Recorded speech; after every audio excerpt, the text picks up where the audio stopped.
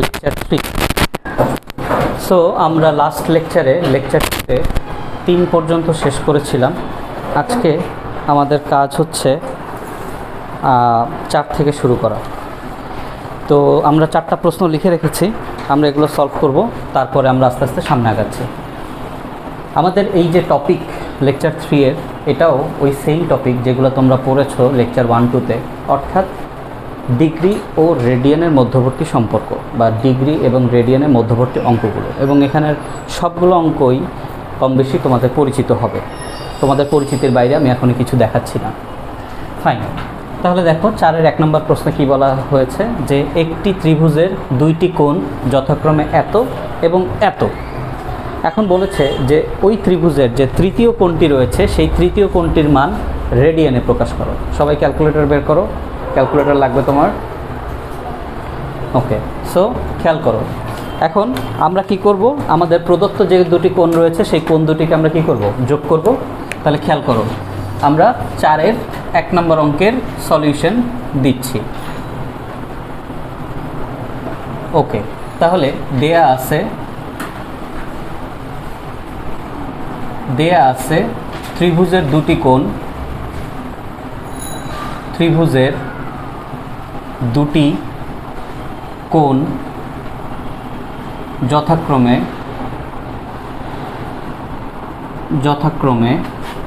72 degree 53 minute 51 second এবং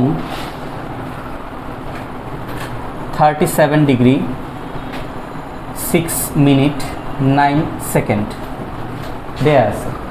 কোণ দ্বয়ের যোগফল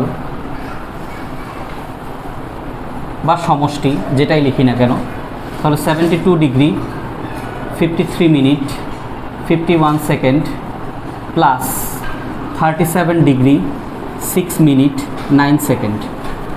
এখন আমরা জানি যে আমরা যদি 51 সেকেন্ডের সাথে 9 সেকেন্ড যোগ করি তাহলে আমরা কত মিনিট পাই, 60 সেকেন্ড পাই, আর মিনিট হিসেবে 1 মিনিট পেয়ে যাই না। তাহলে আমার কি 51 যোগ 9, তাহলে টোটাল কত আসলো, 60 সেকেন্ডস তথা 1 মিনিট। সেই 1 মিনিটটা কার সাথে যোগ করব, ধরো এই 6-এর সাথে অথবা 53 এর সাথে, ধরো 6-এর সাথে যোগ করলাম, কত হইল 7 মিনিট। তাহলে 7 মিনিট আর 53 মিনিট কত হইল 60 মিনিট, তার মানে 1 ডিগ্রি। তাহলে 1 ডিগ্রি আর 37 কত হইল 38 আর 72,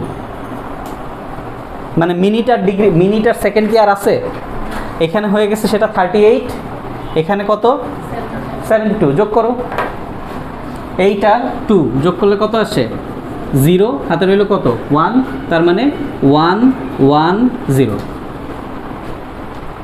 পুরাটাই কি ডিগ্রিতে, তাহলে ত্রিভুজের 2 কোণের সমষ্টি 110 ডিগ্রি অর্থাৎ 110 ডিগ্রি। তাহলে এখন আমরা ইজিলি তৃতীয় কোণটা বের করে ফেলতে পারি। সুতরাং ত্রিভুজের তৃতীয় কোণ, সো ত্রিভুজের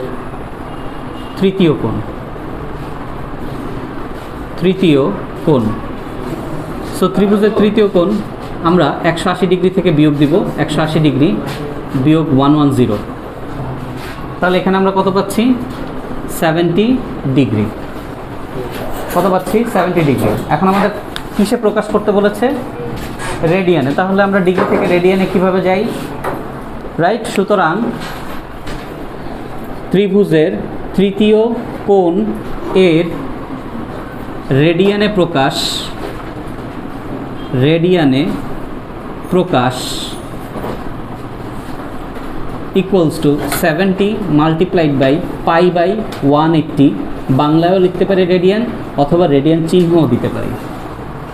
তাহলে ক্যালকুলেট করব আমরা 70 ইন্টু 3.1416 ডিভাইডেড বাই 180, তাহলে রেজাল্ট আসছে 1.2217, তারপরে রয়েছে কত 3, সো ওইটা আর আমরা নিচ্ছি না।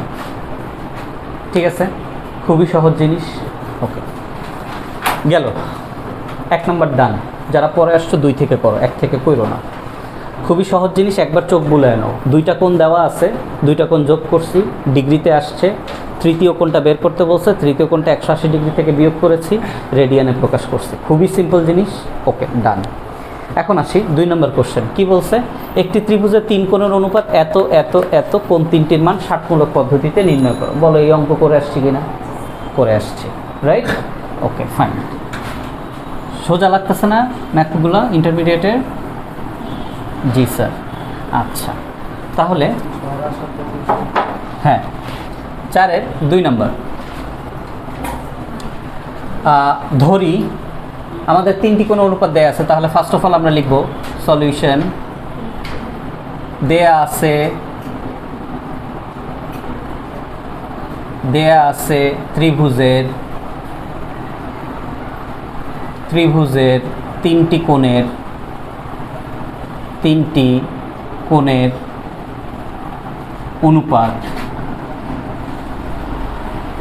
অনুপাত 3:4:5 দেয়া আছে। ত্রিভুজের 3টি কোণের অনুপাত 3:4:5। ডান। আচ্ছা, তাহলে মনে করি ত্রিভুজের কোণ 3টি কোনো অনুপাত দেওয়া থাকলেই আমরা সেটাকে বীজগণিত আকারে x দ্বারা প্রকাশ করি। মনে করি ত্রিভুজের 3টি কোণ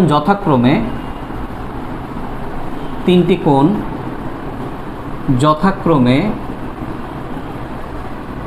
যেহেতু আমাকে ষাটমূলক পদ্ধতিতে করতে বলেছে, তাই আমি কি লিখব? 3x degree, 4x degree, 5x degree, right?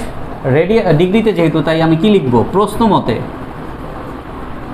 মতে 3x plus 4x plus 5x is equals to 180।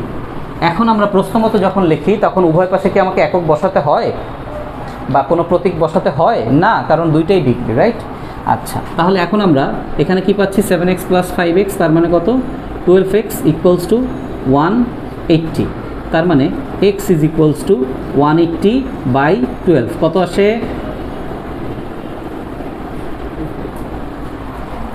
কত আসে? 15। তার মানে x ইকুয়ালস টু 15 ডিগ্রি। তাহলে আমরা এখন কি করব? ক্যালকুলেট করে আমাকে একটু হেল্প করো, তাহলে কি হবে? আমি ফার্স্ট ওয়েতে করাতে পারবো, কারণ আমাকে আবার ক্যালকুলেটর ধরতে গেলে সময় বেশি লাগবে। আচ্ছা, তাহলে এখন কি লিখে দিব? সুতরাং ত্রিভুজের কোণ 3টি যথাক্রমে, সুতরাং ত্রিভুজের কোণ 3টি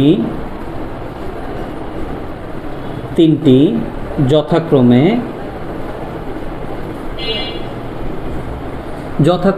3 into 15 equals to 45 degree, 4 into 15 equals to 60 degree এবং 5 into 15 equals to 75 degree। শেষ, এটাই আমার অ্যান্সার। ওকে, ডান। আচ্ছা, তাহলে 1 শেষ, 2 শেষ, 3 নাম্বার বলেছে, এটাও তোমাদের পরিচিত। সেটা হচ্ছে একটি ত্রিভুজের কোণগুলো সমান্তর শ্রেণীভুক্ত। তাহলে সমান্তর শ্রেণীভুক্তের কনসেপ্টটা কি মনে আছে? সমান্তর শ্রেণীভুক্তের কনসেপ্টটা লিখে নিই। সমান্তর, যখনই আমরা নতুন কিছু বুঝাবো বা কোনো থিওরি বুঝাবো, আমি সচরাচর থিওরি বোঝানোর জন্য ব্লু পেন বা রেড পেন ইউজ করি। সো সেটা অবশ্যই তোমাকে আলাদা করে বক্স করে হোক বা যে কোনো হোক, হাইলাইট করে হোক, তোমার ক্লাস ওয়ার্কের খাতায় সেটা আলাদা থাকবে, হাইলাইটেড থাকবে, এবং নোট খাতায় সেটা আলাদা করে বক্স করে বা হাইলাইট করে থাকবে। এগুলো প্রথম দিকে বলতেছি, বারবার বলবো না। সো সমান্তর শ্রেণীভুক্ত এই কথাটার মানে কি? এই কথাটার মানে হচ্ছে, এক কথায় আমরা বলতে পারি ক্রমিক। সরাসরি ক্রমিক না, বাট এটা দিয়ে বুঝতে আমাদের সুবিধা হবে। কিভাবে সুবিধা হবে? ধরো আমরা এটাকে একটা সংখ্যা দিয়ে বুঝাই, 7, 8, 9, 3টা ক্রমিক সংখ্যা বা 3টা ক্রমিক সংখ্যা, রাইট? এটাকে আমরা সমান্তর শ্রেণীভুক্ত বলতে পারি। কিভাবে বলতে পারি? এদের বিশেষ বৈশিষ্ট্যটা কি? এদের দুইটা বৈশিষ্ট্য রয়েছে। এক, যদি সাপোজ এটাকে এ কমা বি কমা সি, এ কমা বি কমা সি হিসেবে যদি আমি তিনটা রাশিকে প্রকাশ করি, তাহলে এদের বৈশিষ্ট্য নাম্বার এক হচ্ছে, বৈশিষ্ট্য নাম্বার এক হচ্ছে অবশ্যই বি অর্থাৎ দ্বিতীয় পদ হবে প্রথম এবং তৃতীয় পদের সমষ্টির অর্ধেক। ঠিক আছে, এটা হচ্ছে বৈশিষ্ট্য নাম্বার এক। এটা তোমরা জানো না যেটা, সেটা হচ্ছে বৈশিষ্ট্য নাম্বার দুই। সেটা কি? সেটা হচ্ছে প্রথম এবং তৃতীয় পদের গুণফলের সাথে, প্রথম এবং তৃতীয় পদের গুণফলের সাথে যদি তুমি এক যোগ করো তাহলে সেটা অবশ্যই দ্বিতীয় পদের বর্গ হবে। আসো এক্সাম্পল দিয়ে বুঝাই, এটাই এই 7, 8, 9কে নিয়েই বুঝাই। ধরো এই যে মাঝখানের 8, দেখো 7 যোগ 9 বাই 2 কত আসে? 7 যোগ 9 কত আসে? 16 বাই 2 তার মানে 8, এটা সত্য। 16 বাই 2 তার মানে 8, এটা সত্য। 1 নম্বর সত্য। আচ্ছা, ওকে ফাইন, এটা গেল 1 নম্বরের জন্য উদাহরণ। এখন আবার চিন্তা করো যে আমরা কি বলেছি, বি স্কোয়ার। বি স্কোয়ার মানে কত? 8 স্কোয়ার। 8 স্কোয়ারে কত? 64। আচ্ছা, এ ইন্টু সি, এ ইন্টু সি মানে কত? 7 ইন্টু 9 প্লাস কত? 1, তার মানে এটা কত? 63 প্লাস 1, তার মানে দেখো 2 নম্বর প্রমাণটাও সত্য কিনা। বুঝাতে পারলাম? তাহলে সমান্তর শ্রেণীভুক্ত কথার মানে দুইটা। আমরা সাধারণত 3 রাশি নিয়ে সমান্তর শ্রেণীভুক্ত কথাটা বা অঙ্ক করি। সাধারণত কয় রাশি নিয়ে? 3 রাশি নিয়ে সমান্তর শ্রেণীভুক্তর কাজ করি। এবং এই 3 রাশি নিয়ে সমান্তর শ্রেণীভুক্তর দুইটা বৈশিষ্ট্য রয়েছে। দুইটা বৈশিষ্ট্যের একটা বৈশিষ্ট্য হচ্ছে দ্বিতীয় পদটি হবে অবশ্যই প্রথম এবং তৃতীয় পদের সমষ্টির অর্ধেক, এবং দ্বিতীয় বৈশিষ্ট্যটা হচ্ছে দ্বিতীয় পদের বর্গ হবে প্রথম এবং তৃতীয় পদের গুণফলের সাথে এক যোগ করলে তার সমান হবে। শেষ? ওকে, নোট ডাউন করা হয়ে গেছে। আচ্ছা, এখন তাহলে আসো 3 নম্বর প্রশ্ন সলভ করি।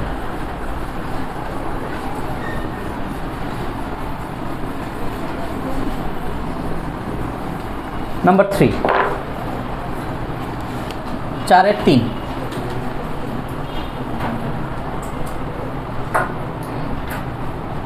বলা হয়েছে কি দেখো, একটি ত্রিভুজের কোণগুলো সমান্তর শ্রেণীভুক্ত। ফাইন বলে ধরে নিলাম, এবং বৃহত্তম কোণ হচ্ছে ক্ষুদ্রতম কোণের দ্বিগুণ। বৃহত্তম কোণ হচ্ছে ক্ষুদ্রতম কোণের দ্বিগুণ, এটাও পরিচিত অঙ্ক। তাহলে ক্ষুদ্রতম কোণটাকে আমরা কি ধরবো? এ। বৃহত্তম কোণটাকে কি হয়ে যাবে? 2a। আর মাঝখানের কোণটা কী হবে? a + 2a divided by 2। Fine, তাহলে মনে করি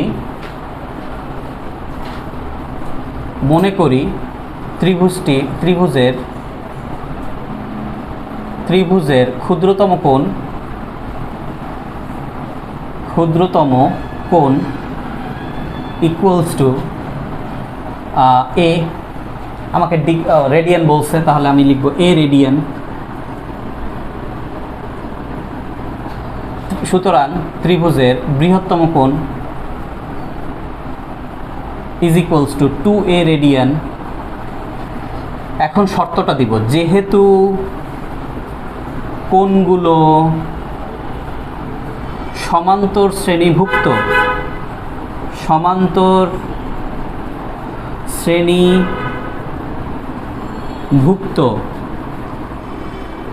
সুতরাং ত্রিভুজের বা ত্রিভুজটির অপর কোণ equals to a + 2a divided by 2 তথা 3a বাই 2 রেডিয়ান। তাহলে রেডিয়ানে ত্রিভুজের 3 কোণের সমষ্টি কত? পাই। রেডিয়ানে ত্রিভুজের 3 কোণের সমষ্টি কত? জানি, এটা নতুন কিছু না। তাহলে প্রশ্ন মতে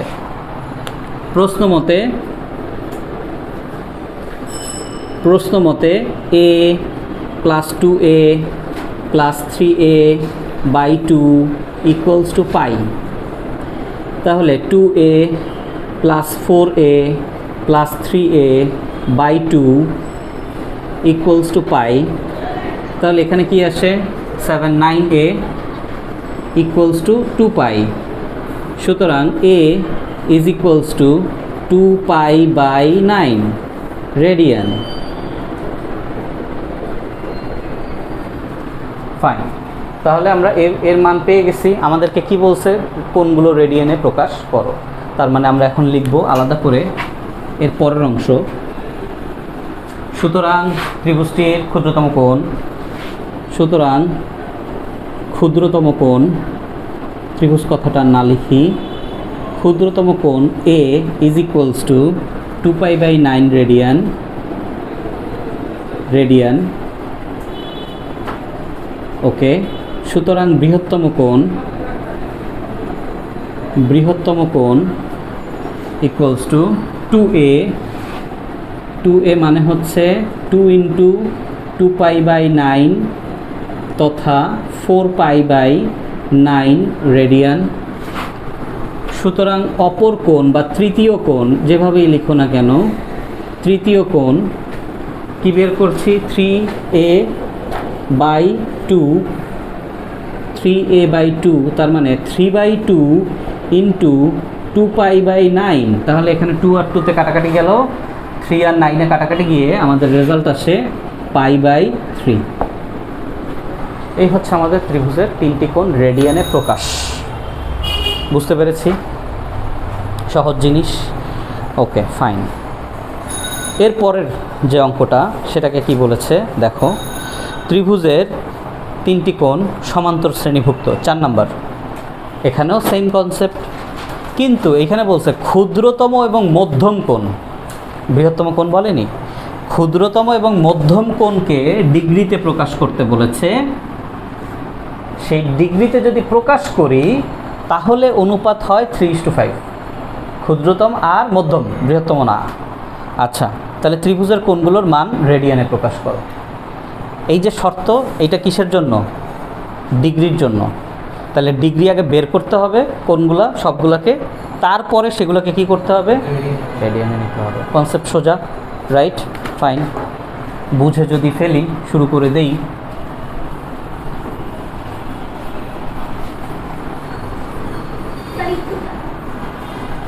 লিখে ফেলো পাশের জন্যটা দেখে। ওকে, তাহলে আমরা ফার্স্টে কি বলবো, মনে করি, রাইট? আচ্ছা, তাহলে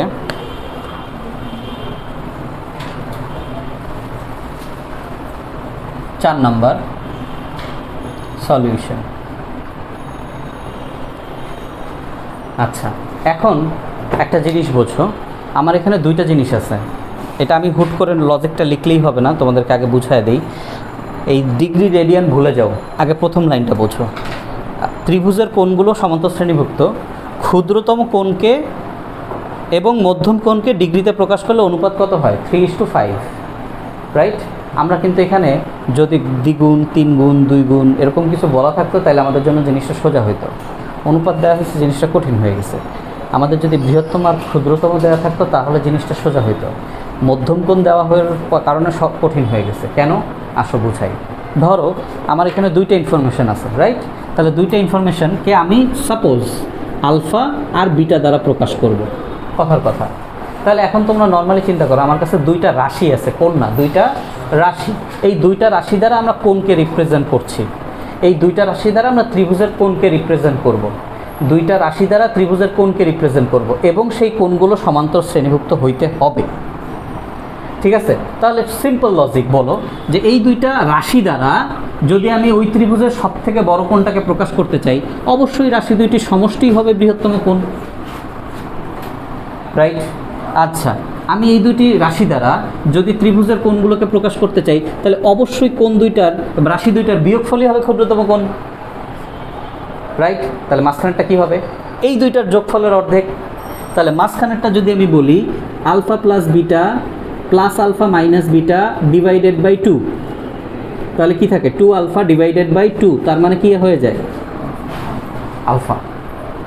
এখন এই যে আলফা বিটা গামা যে প্রতীক বা চিহ্নগুলো শুধু নামে শুনে আসছে ফিজিক্সে, এগুলোকে আমরা ম্যাথে খুব র্যান্ডমলি ইউজ করব এখন থেকে। ঠিক আছে? কিছু কিছু চিহ্ন আমরা খুব র্যান্ডমলি ইউজ করব এখন। আলফা, বিটা, গামা, ডেল্টা, ম্যাথে এগুলো খুব র্যান্ডমলি ইউজ হবে। বা আরও সাথে আছে সামেশন, এগুলো খুব র্যান্ডমলি ইউজ হবে। ঠিক আছে, ইভেন কি আমরা 6.2-তে যখন যাব তখনই এই সামেশনের অঙ্ক পেয়ে যাব। বুঝাতে পারছি? ওকে ফাইন। তাহলে আবারও বলতেছি, আমি এখন একটা লাইন লিখবো এখানে যে যেহেতু ত্রিভুজের কোণগুলো সমান্তর শ্রেণীভুক্ত, সুতরাং মনে করি ত্রিভুজের কোণ তিনটি যথাক্রমে এটা একটা, এটা একটা, এটা একটা। কিন্তু এটা যে লিখলাম তার পিছনে বিহাইন্ড দ্য সিন কী চলতেছে এটাকে বুঝছি। তাহলে এইটুকু আলাদা করে লিখো, এটুকু আলাদা করে লিখো।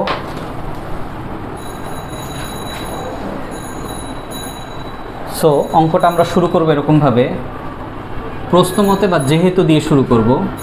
যেহেতু ত্রিভুজের কোণগুলো সমান্তর শ্রেণীভুক্ত, সমান্তর শ্রেণীভুক্ত, সুতরাং ত্রিভুজের কোণগুলো যথাক্রমে আলফা মাইনাস বিটা, মাঝখানেরটা আলফা এবং আলফা প্লাস বিটা, এবং এটা অবশ্যই সিরিয়ালি লিখব, ক্ষুদ্রতম, মধ্যম এবং বৃহত্তম। অথবা তোমরা এভাবেও বলতে পারো যে ত্রিভুজের বৃহত্তম কোণ এত, ক্ষুদ্রতম কোণ এত, মধ্যম কোণ এত।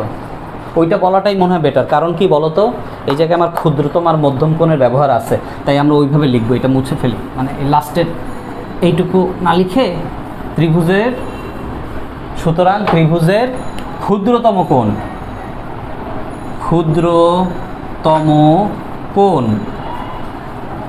সমান সমান আলফা মাইনাস বিটা, কমা মধ্যম কোণ, মধ্যম কোণ আলফা এবং বৃহত্তম কোণ, বৃহত্তম কোণ আলফা প্লাস বিটা। ঠিক আছে, তাহলে এখন বলো ক্ষুদ্রতম আর মধ্যম কোণ নিয়ে কাজ করতে বলছে না? তাহলে আমরা কি লিখব? দেয়া আছে বা প্রশ্ন মতে ক্ষুদ্রতম এবং মধ্যম কোণের অনুপাত কত? 3:5। আচ্ছা, তাহলে দেয়া আছে, দেয়া আছে ক্ষুদ্রতম ও মধ্যম কোণের, এখানে ডিগ্রিতে বলেছে না, তাহলে এই জায়গায় আমরা কেমন লিখব? 60-মূলক অনুপাত। কি লিখব? 60-মূলক অনুপাত, কোণের 60-মূলক অনুপাত। আর যদি আমাদের এখানে কি দেওয়া থাকতো, রেডিয়ান দেওয়া থাকতো, তাহলে কি লিখতাম? বৃত্তি অনুপাত। 60-মূলক অনুপাত, অনুপাত 3:5। ঠিক আছে, 60-মূলক অনুপাত বলছে, তাহলে এইটাকে আমরা কি লিখতে পারি? তাহলে ক্ষুদ্র প্রশ্ন মতে এই দুইটার অনুপাত ইজ ইকুয়ালস টু কোনটা? এটা না, রাইট? বুঝতেছি? আচ্ছা, এখানে আবার একটা ব্যাপার আছে। একটু আগে তো আমার কাছে 3টা অনুপাত ছিল আগের অঙ্কতে, তো 2 নম্বর অঙ্কতে। তো 3টা অনুপাতের কারণে আমরা এটাকে x degree, 3x degree, 4x degree, 5x degree লিখেছি কিনা? তো 3:5 অনুপাত দেখার সাথে সাথে আমাদের মধ্যে তো এটাও চিন্তা আসা উচিত, স্যার এটাকে কি 3x ডিগ্রি 5x ডিগ্রি ধরে করবো কিনা, আসা উচিত কিনা? করতে পারি আর না পারি পরের কথা, হ্যাঁ আসা উচিত, কিন্তু এটা দিয়ে আমরা করতে পারতেছি না। কেন পারতেছি না? কারণ আমার তৃতীয় কোণটা নাই। যদি তৃতীয় কোণটা থাকতো তাহলে আমি অবশ্যই এটাকে 3x ডিগ্রি এবং 5x ডিগ্রি ধরতাম, ধরে আমি ইজ ইকুয়ালস টু 180 ডিগ্রি দিয়ে অঙ্ক করে ফেলতাম। অঙ্কর ক্ষেত্রে, ফিজিক্সের ক্ষেত্রে, ফিজিক্সের ম্যাথের ক্ষেত্রে পসিবল যত রকমের সলিউশন হওয়া সম্ভব সবগুলো তোমার মাথায় আসতে হবে। তখনই না কেবলমাত্র তুমি সেটা জাস্ট মানে স্টাডি করলে, অ্যানালিসিস করলে তুমি বুঝতে পারবা কোনটা তোমার জন্য ফ্রুটফুল, কোনটা তোমার জন্য কাজে লাগবে। কথা কি বুঝতে পারছি? তাহলে এখন আমরা অনুপাত নিয়ে কাজ করব। কীরকম? যে প্রশ্ন মতে ক্ষুদ্রতম কোণ কত? Alpha minus beta. মধ্যম কোণ কত? আলফা। তাহলে এটার সাথে অনুপাত কার সমান হবে? 3:5-এর। Yes or no?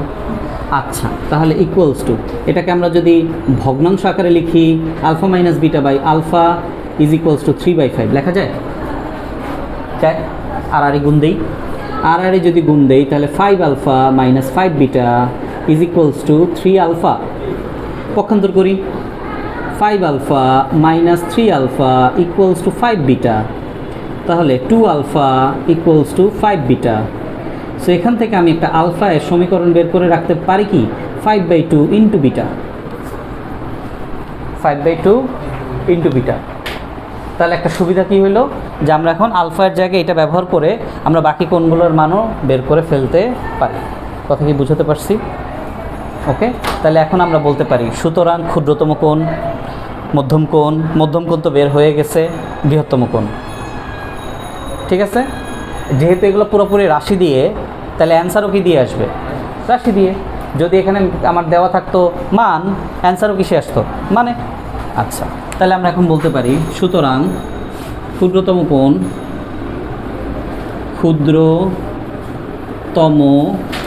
কোণ comma alpha minus beta equals to, আলফার মান হচ্ছে 5/2 বিটা মাইনাস বিটা, তাহলে 5 বিটা মাইনাস 2 বিটা বাই 2, তার মানে 3 বিটা বাই 2 পেয়ে গেছে ক্ষুদ্রতম কোণ।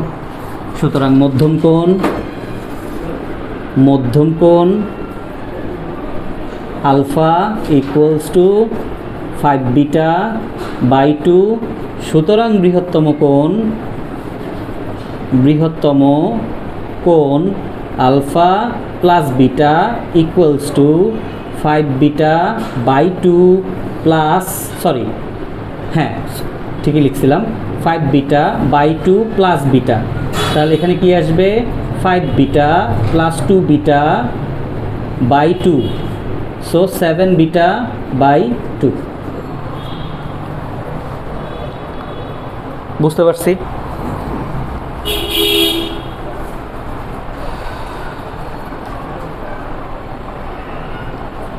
বুঝতে পারছি। এখন এইগুলো তো বের করছি, ভালো কথা, এদের সমষ্টি কত?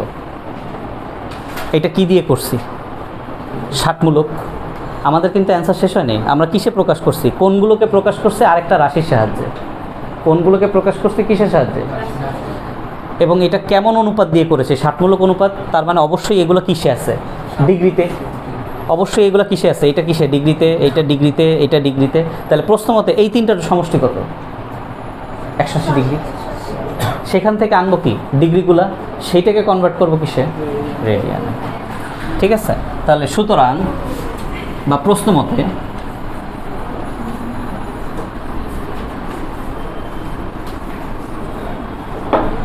মতে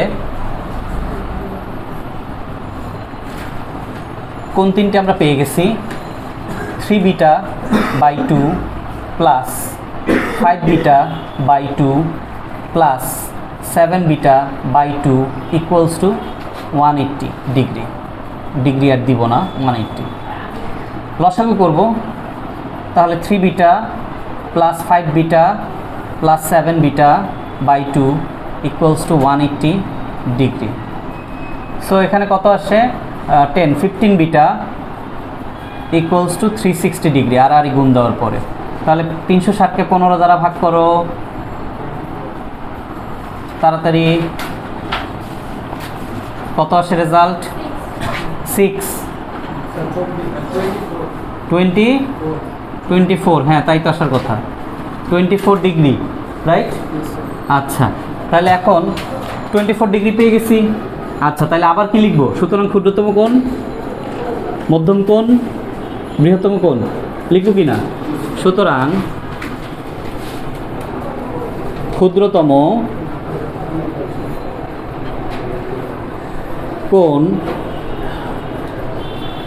কি আসে? 3 বিটা বাই 2 কমা 3/2 ইন্টু 24, তাহলে কত? 12, 3 12 কত? 36 ডিগ্রি। এখন এই 36 ডিগ্রিকে একই সাথে আমরা কিসে কনভার্ট করে ফেলি? রেডিয়ানে নিয়ে যাই।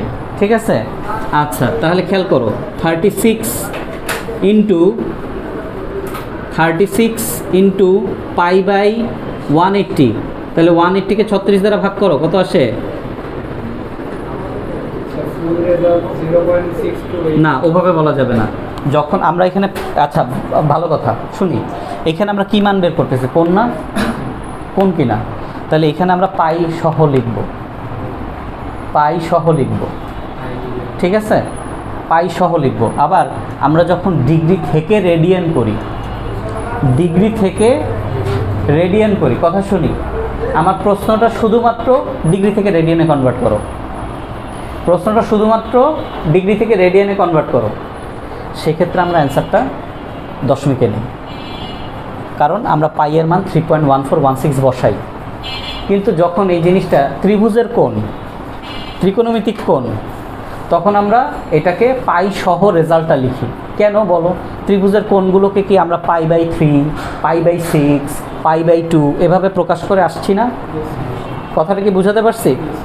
ফাইন। তাহলে এখন আমরা, এই জন্য আমি বলেছি 36 আর 180-র মধ্যে আমরা এই এস প্লাস দিয়ে আমরা যে ক্যালকুলেশনটা করব 36, নিচে হচ্ছে 180। তাহলে দেখো কি আসে, 1/5, 1/5 মানে হচ্ছে এই যে 1-এর জায়গায় পাই, নিচে কত 5, ঠিক আছে। এরপরে বাংলায় লিখে দাও রেডিয়ান। বুঝতে পারছি স্যার? Okay fine. আচ্ছা, সুতরাং মধ্যম কোণ, মধ্যম কোণ কি আছে? মধ্যম কোণ 5/2 ইন্টু বিটা, সরি হ্যাঁ 5/2 ইন্টু বিটা, 5/2 ইন্টু বিটা, তাহলে 5/2 বিটার মান কত? 24। তাহলে 24 আবার সেই 12, তাহলে 5 12 কত হয়? 60। তাহলে 60 যদি হয়, এটার জন্য আর আমাদের আলাদা কিছু করার দরকার আছে? আমরা কি জানি না 60 মানে কত? পাই/3, 60 মানে π/3 রেডিয়ান। এখানে ডিগ্রিটা দাও, এখানে রেডিয়ানটা দাও। দরকার হলে একটা লাইন লিখতে পারো, 60 ইন্টু π/180 লিখে রাখতে পারো, যাতে টিচার আর ভুল ধরতে না পারে। আচ্ছা, তারপরে কি বৃহত্তম কোণ? বৃহত্তম কোণ, তাহলে বৃহত্তম কোণ কি বের করে রাখছি আমরা? 7β/2। তাহলে 7/2 ইন্টু 24, তাহলে এখানে কত আসবে? 12, 12 7 12 কত? 84। আচ্ছা, তাহলে 84কে আমরা π/180 দ্বারা গুণ করব, বাট ক্যালকুলেশন করব 84 আর 180, 7π/15। সো আমরা এভাবে লিখব 7π/15 রেডিয়ান। আচ্ছা, শুরুতে একটা কথা বলে রাখি, আমাদের এন্টায়ার যত ত্রিকোণমিতি আমরা সামনে পেতে যাচ্ছি, শুধুমাত্র এই 6.1 চ্যাপ্টারটাতেই আমরা ডিগ্রি শব্দটা পাচ্ছি বা ব্যবহার করব। এছাড়া সামনে যত ত্রিকোণমিতি তুমি দেখবা সব রেডিয়ানে, কোনো ডিগ্রির মান নাই। কথা কি বুঝাতে পারছি? আবারও বলতেছি, 6.1-এই কেবলমাত্র আমরা ডিগ্রি শব্দটা পাচ্ছি বা তার অঙ্ক পাচ্ছি। এর সামনে যত অঙ্ক আছে ত্রিকোণমিতি, সব জায়গায় মান অবশ্যই রেডিয়ান। রেডিয়ান ব্যতীত তুমি ডিগ্রিতে লিখলে হবে না। কথা কি বুঝাতে পারছি?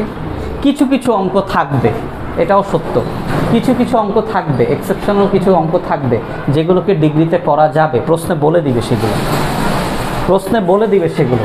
কিছু সৃজনশীলের অঙ্ক মিলানোর জন্য ডিগ্রিতে করা লাগবে, সেটা প্রশ্ন বলে দিবে, ঠিক আছে? ওকে ফাইন, বুঝছি এটা। তাহলে 4 পর্যন্ত তো শেষ আমাদের। ওকে ঠিক আছে। ওকে, সো এখন আমরা আরও 2টা প্রশ্ন দেখব, সলভ করব। ফার্স্ট অফ অল 4-এর 5 নাম্বার আমরা প্রশ্নটা পড়ি। কি বলা আছে? একটি ত্রিভুজের কোণগুলো সমান্তর শ্রেণীভুক্ত। তাহলে সমান্তর শ্রেণীভুক্ত হলে তো আমার আর কোনো টেনশন নেই। আমরা এখন দুইটা রাশি দ্বারা সমান্তর শ্রেণীভুক্ত 3টা কোণকে কি প্রকাশ করতে পারি? এখন যদি কোণগুলো কোনো একটা দুটি কোণের মধ্যে গুণের সম্পর্ক, মানে দ্বিগুণ 3 গুণ সম্পর্ক থাকে, তাহলে আমরা ABCD কোনো কিছু একটা ধরে দ্বিগুণ 3 গুণ বসায় অঙ্কটা করে ফেলাটা সোজা। কিন্তু যদি এরকম কোনো সম্পর্ক না বলে, অনুপাত শুধু থাকে, তখন আমাদের আলফা বিটা ধরে 2টা রাশি ধরে অঙ্ক করতে হয়।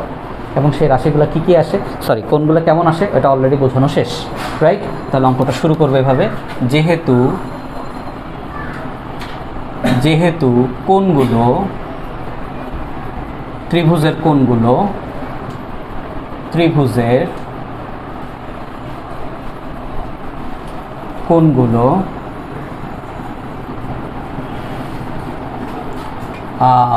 সমান্তর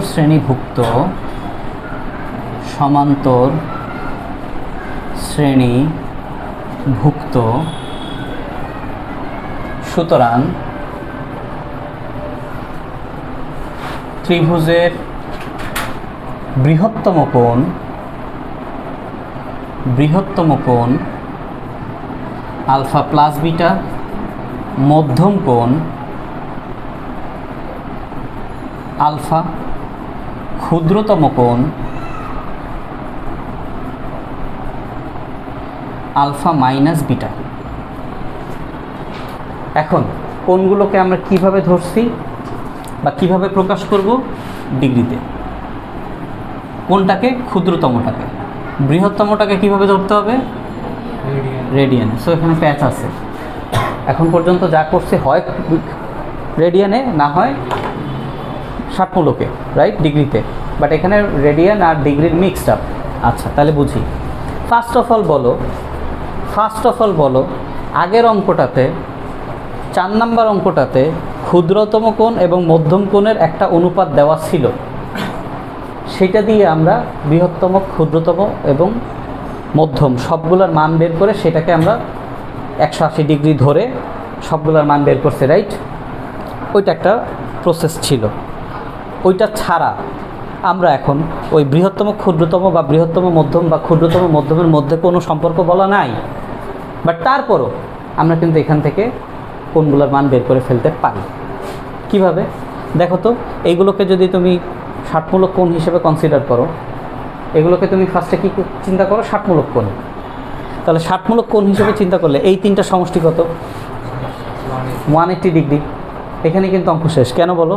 প্লাস বিটা মাইনাস বিটা কাটাকাটি যায়, কি অবশিষ্ট থাকে? 3 alpha. 3 alpha is equals to কত? 180। তাহলে আলফা ইকুয়ালস টু কত? 60। আলফা ইকুয়ালস টু 60 বের হয়ে গেলে বাকিগুলো বের হয়ে যায় না? কথা কি বুঝতে পারতেছি? যেমন এই জায়গায় বসাইলাম কত? 60। তো এই জায়গায় 60, এই জায়গায় 60, বাকি বিটার মান বের হয়ে যাবে না? কথাটা কি বুঝাতে পারতেছি? আচ্ছা, বাকি এইটা আর এইটা বের হবে না, আমার কথার সাথে নাচলে হবে না। শুধু কি বের হবে? মধ্যম কোণটা বের হবে, আলফা। বিটা তো বের হবে না। বিটা বের হবে না। বিটা বের করার জন্যই তো ওই যে ওই অনুপাত, বিটা বের করার জন্যই ওই যে π/36 অনুপাত। কথা কি বুঝাতে পারছি? আসেন তাহলে এখন বলি, এইগুলা কোনগুলো কোনগুলো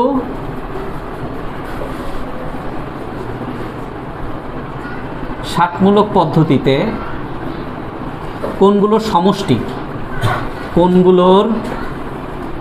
সমষ্টি ষাটমূলক পদ্ধতিতে 180 ডিগ্রি। তাহলে প্রশ্ন মতে alpha plus beta plus alpha minus beta equals to 180 degree. তাহলে সুতরাং 3 আলফা ইকুয়ালস টু 180 ডিগ্রি। সুতরাং alpha equals to 180 degree by 3, সুতরাং alpha equals to 60 degree. Done. এখন তাহলে সবগুলো কোনগুলোকে কীভাবে ধরছি? ষাটমূলক পদ্ধতিতে ধরছি না? এখন বলো ক্ষুদ্রতম বৃহত্তম কোনটা, সেগুলো তো চিনি কিনা? তাহলে বলো ক্ষুদ্রতম কোনটা, এটা কিসে আছে? এখন ডিগ্রিতে আছে, ডিগ্রি চিহ্ন দেওয়া লাগবে না। বৃহত্তমটাকে কিভাবে নিতে হবে? রেডিয়ানে। তাহলে এখন বলি, সুতরাং বৃহত্তম কোণের রেডিয়ানে প্রকাশ, বৃহত্তম কোণের রেডিয়ানে প্রকাশ। তাহলে বৃহত্তম কোণ কোনটা বলো? Alpha plus beta. এটা কিসে আছে? ডিগ্রিতে। তাহলে এটাকে রেডিয়ানে কিভাবে নিব? Alpha plus beta multiplied by π/180। শেষ। এটা রেডিয়ানে। ঠিক আছে? তাহলে এখন প্রশ্ন মতে দেখো, প্রশ্ন মতে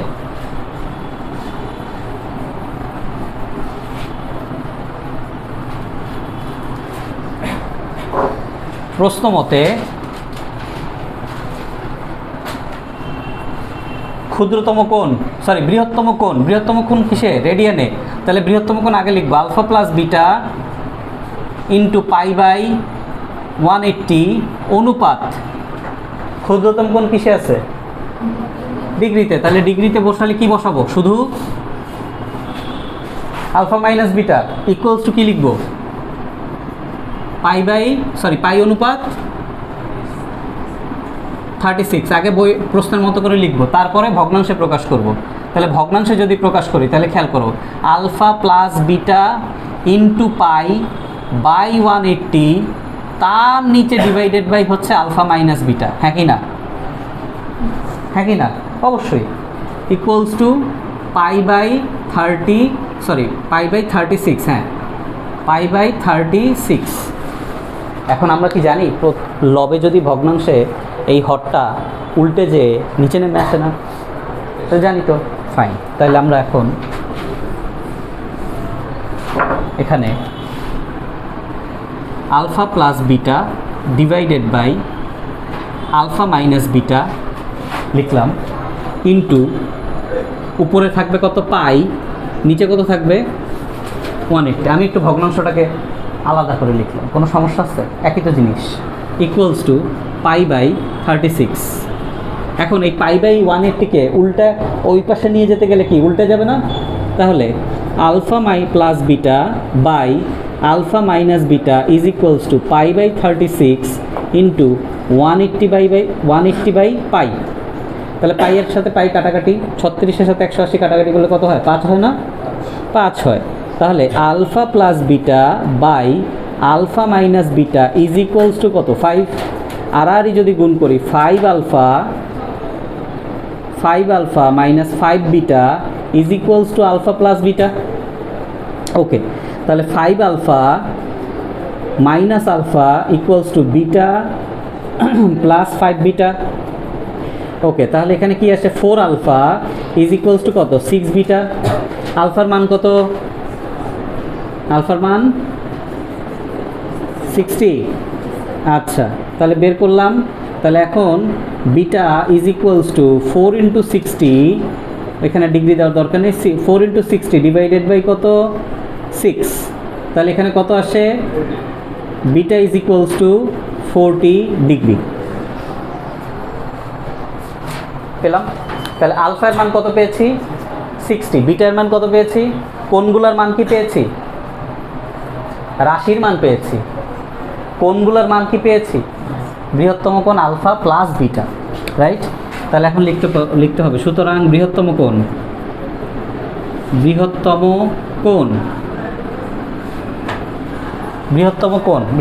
কত? Alpha plus beta. তাহলে আলফা প্লাস বিটা, তাহলে ক্যালকুলেট করো। আলফার মান 60 আর বিটার মান কত? 40। তার মানে কত আসে? 100। আচ্ছা, মধ্যম কোণ আলফা ইকুয়ালস টু 60। ক্ষুদ্রতম কোণ এখান থেকেই বলা যায় কত হওয়া উচিত। যদি না হয় তাহলে অবশ্যই কোথাও না কোথাও ভুল করে আসছি। 60 মাইনাস কত? 40 কত আসে? 20। ঠিক আছে, 180 ডিগ্রি হয়েছে। আচ্ছা, এই বলো 4-এর 5-এর সেকেন্ড পার্টটা কি বুঝছি? তাইলে এখন তুমি আমাকে একটু বলো, একটু দেখো, এই পরের কোশ্চেনের প্রথম পার্টটা বাদ দাও। পরের কোশ্চেনের 6 নম্বর কোশ্চেনের প্রথম পার্টটা বাদ দাও, দ্বিতীয় পার্টটা পড়ো। বৃহত্তম কোণটিকে রেডিয়ানে, ক্ষুদ্রতম কোণটিকে ডিগ্রিতে প্রকাশ করলে তাদের অনুপাত হয় অমুক। ডিগ্রিতে কোণগুলোর মান নির্ণয় করো। সেম কি না? শুধু অনুপাতটা চেঞ্জ করে দিছে। এখন প্রথম পার্টটা আমি বুঝাই দিলে কি হয়? হয় না? হয় না। কেন হয় না বলো? কারণ এটার যে এইটাকে আগের অঙ্কটাকে 5 নম্বর অঙ্কটাকে বৃহত্তম এবং ক্ষুদ্রতমকে কিভাবে প্রকাশ করছে? Alpha plus beta alpha minus beta দ্বারা না? কেন? সমান্তর শ্রেণীভুক্ত ছিল বিধায়। এটা কি সমান্তর শ্রেণীভুক্ত? তাহলে টোটাল লজিক চেঞ্জ হবে কিনা? বাট দেখো, দুইটা কোশ্চেন দেখলেই দ্বিতীয় অংশটিকে সেম মনে হয়, আসলে সেম না। বুঝাতে পারছি?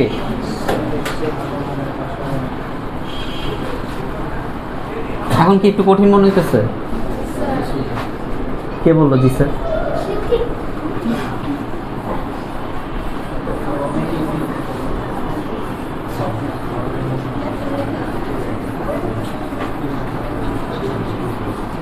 আচ্ছা, গুণোত্তর শ্রেণীভুক্তের কথাটা বুঝি।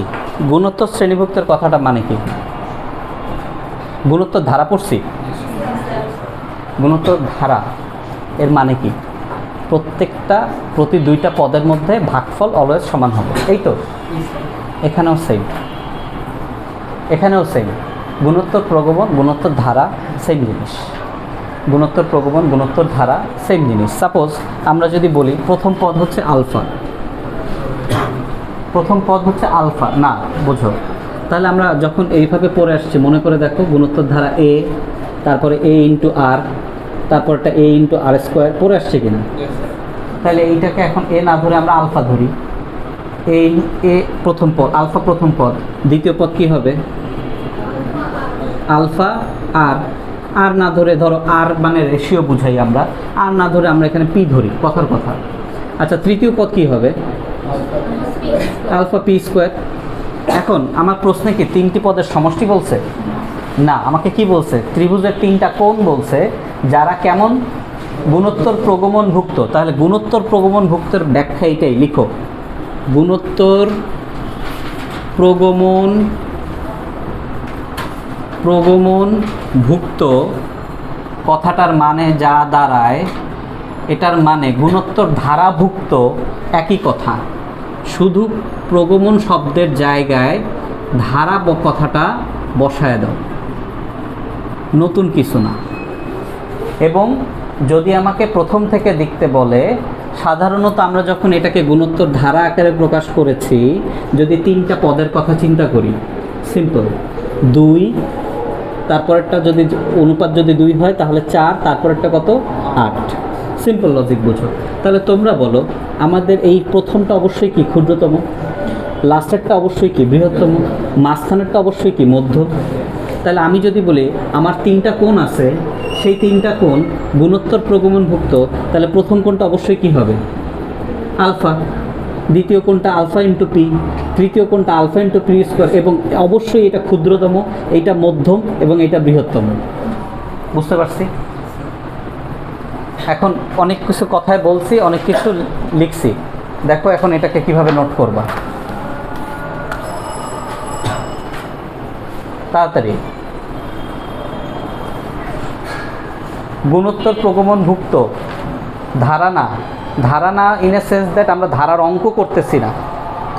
ধারা না বলতে আমরা কি বুঝাচ্ছি? আমরা অঙ্ক করতেছি না ধারার, কিন্তু প্রগমনভুক্ত মানে গুণোত্তর ধারাভুক্ত। তিনটা পদ, তিনটা কোণ, তিনটা রাশি যদি গুণোত্তর ধারাভুক্ত হয়, তখন আমরা এভাবে জিনিসটাকে প্রকাশ করি, যার মধ্যে প্রথমটা অবশ্যই ক্ষুদ্রতম, মাঝখানেরটা অবশ্যই মধ্যম, এবং লাস্টেরটা অবশ্যই বৃহত্তম। বুঝাতে পারছি? ফাইন, শেষ। এখন তাহলে আমরা কি লিখব? 4-এর 6 নম্বর, যেহেতু 4-এর 6 নম্বর, যেহেতু কোণগুলো ত্রিভুজের, ত্রিভুজ বলে নাই কিন্তু, বলছে? ত্রিভুজ বলছে কোথাও? না, ত্রিভুজ বলে নাই, তাহলে ত্রিভুজ ব্যবহার করবো না। হতেই পারে এটা 180 ডিগ্রির চেয়ে বেশি, পারে না হতে। সো যেহেতু, এবং তাই হবে, যেহেতু তিনটি কোণ গুণোত্তর প্রগমনভুক্ত,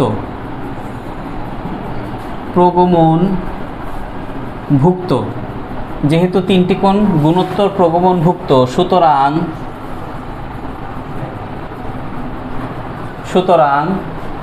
কোণ তিনটি যথাক্রমে, কোণ তিনটি যথাক্রমে না, আমরা এখানে লিখব সুতরাং বৃহত্তম কোণ। সুতরাং ক্ষুদ্রতম দিয়ে শুরু করি।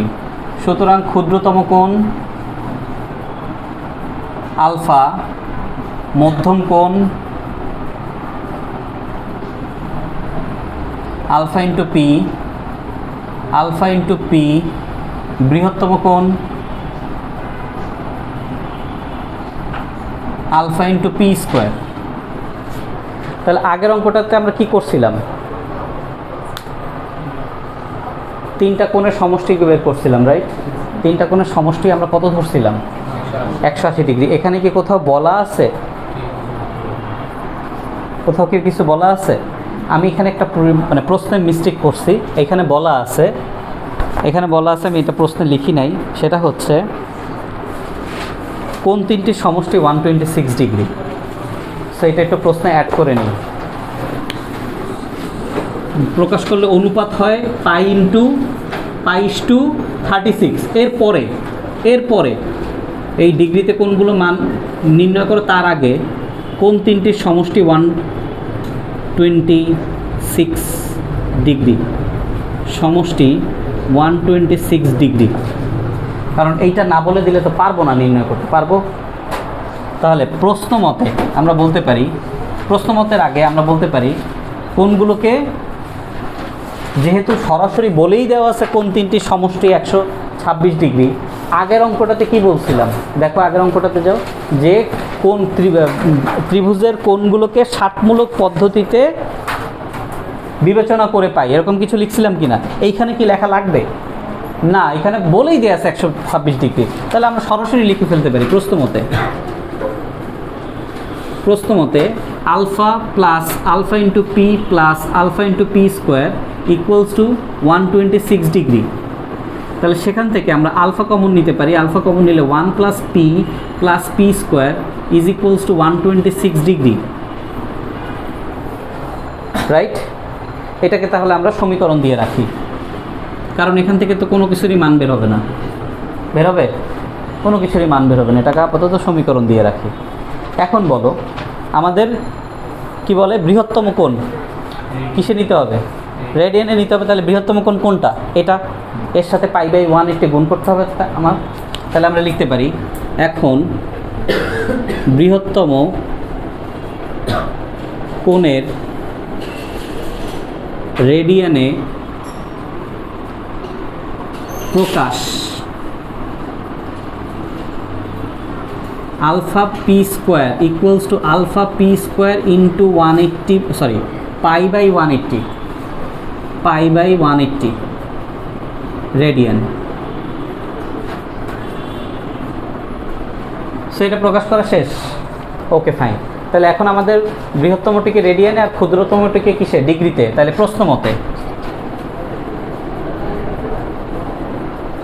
প্রশ্নমতে তাহলে আমরা পেয়ে গেছি আলফা পি স্কোয়ার ইন্টু পাই/180 ইস টু ক্ষুদ্রতমটা কত? শুধু আলফা ইকুয়ালস টু পাই/36, রাইট?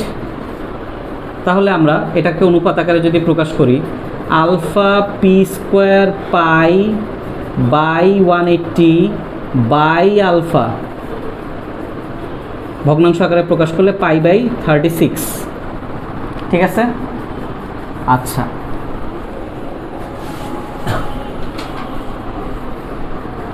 এখন তাহলে আমরা আলফা পি স্কোয়ার পাই/180, আর এই 180টা নিচে কার সাথে গুণ হয়ে যায়? আলফার সাথে, উল্টে যে। আচ্ছা, তাহলে এই পাশে কী রইল? পাই/36। তাহলে হ্যাঁ, কাটবো। এখন দেখো আগের অঙ্কটার মতো এই যে পাই/180 এটাকে যদি আমি অপোজিটে পাঠিয়ে দিই তাহলে উল্টে যাবে না? আচ্ছা, ফাইন। তাহলে এখানে আমরা, এবং এখানে আমাদের আলফা কাটাকাটি চলে যাচ্ছে, এবং এখানে আমাদের শুধু থাকতেছে কে? পি স্কোয়ার, এবং এখানে আমাদের পাই/36 অ্যান্ড উল্টে যে 180 বাই পাই। তাহলে বলো পি স্কোয়ার ইকুয়ালস টু আমরা কী পেয়ে যাচ্ছি? 5। তাহলে পি স্কোয়ারের মান আমরা 5 পেলাম। 1 নং সমীকরণে আমরা কি লিখেছিলাম? Alpha into 1 plus alpha into, কিন্তু ভুল হলো কই আমাদের এখানে?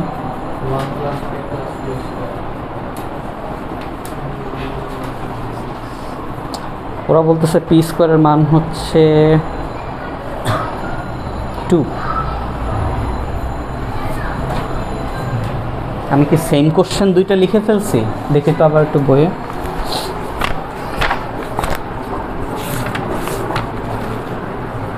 হ্যাঁ সেম কোশ্চেন লিখেছে, এই জন্যই তো ঝামেলা লাগতেছে। এটা 36 হবে না, এটা হবে 45। এটা হবে 45, তাহলে এটা 45 হবে, 45। অ্যান্ড এই কারণে এটা আসবে 4, তাহলে পি এর মান হচ্ছে কত 2। 1 নং সমীকরণে আমরা যদি এখন বসায় দেই পি এর মানটা, 1 নং সমীকরণে পি এর মানটা যদি বসায় দেই, তাহলে আলফা 1 + 2 + 4 ইকুয়ালস টু কত 126 না? তাহলে আলফা ইন্টু এখানে কত 3 + 4 7 ইকুয়ালস টু 126। 126কে 7 দ্বারা ভাগ করো, কত আসে 18। তাহলে আলফা ইজ ইকুয়ালস টু 18। এখন বলো কোনগুলোকে কিসে প্রকাশ করতে বলছে? কোন কি প্রকাশ করা হয়েছে? না, আলফা এর মান আর পি এর মান বের করা হয়েছে। আলফা এর মান আর পি এর মান বের করা হয়েছে। তাহলে আমরা এখন কি দিয়ে শুরু করব? সুতরাং ক্ষুদ্রতম কোণ, ক্ষুদ্রতম কোণ, ক্ষুদ্রতম কোণ কত আলফা, তার মানে কত 18। মধ্যম কোণ,